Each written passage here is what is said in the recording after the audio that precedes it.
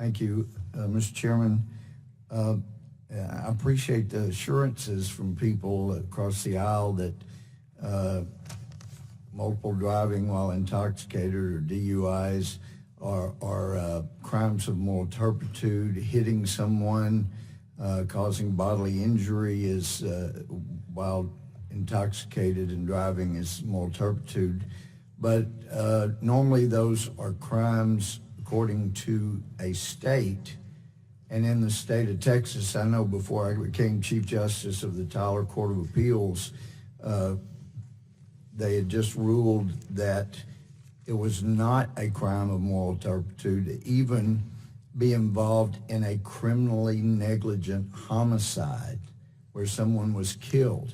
So I appreciate the assurances across the aisle that, oh no, they would not be eligible, they would be eliminated because that involves moral turpitude. Well, apparently it depends on the state, and the states of which I'm familiar with the law, including Texas, that's not necessarily so, and in most cases it would not be so.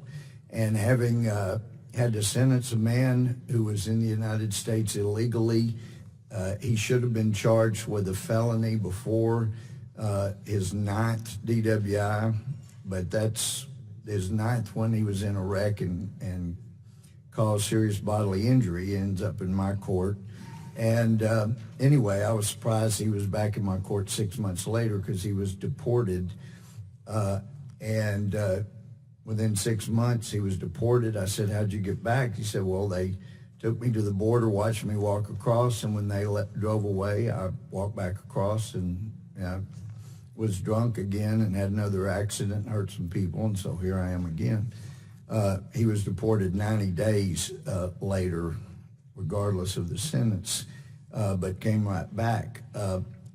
Look, until the border is secured, these kind of actions are not, I mean, the main purpose they accomplish is creating a massive lure to people to come into this country illegally.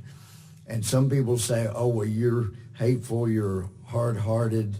Look, when I look at the Hispanic culture, some people, well, you must hate Hispanics. They don't know my heart. I know you don't like to generalize, but the huge majority of the Hispanics I know, they have a love of devotion to God, a devotion to family, hard work ethic, which I think are the three things that contributed to make us the greatest country ever. I want more of that in my country, a lot more. But it needs to be legal.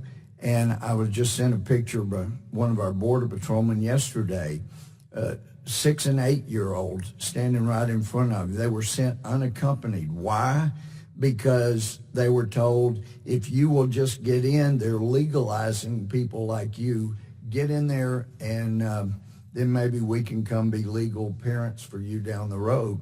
But just as the Border Patrol tell me all over our southern border, when you guys talk about legalization, any type of amnesty whatsoever, we get a huge surge. And we also know every time there are more children that come, there are children that don't make it.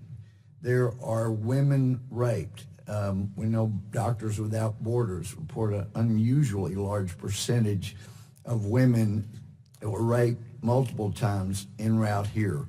Why don't we get the border secured as a joint effort? And then you may be surprised what I will agree to. But until the border's secured, all that we are doing by having this markup is drawing more people in, more women will be raped, more people will be harmed. Let's get the border secured together, and then we can have an overall agreement on what we do about the people that are here. This amendment is important because many states, including Texas, which now has the sector that is most traveled by people coming into the country illegally, it's not, most of the time, not a crime of moral turpitude. So let's just approve the amendment, and then that will take care of it. It won't be an issue, and I yield back.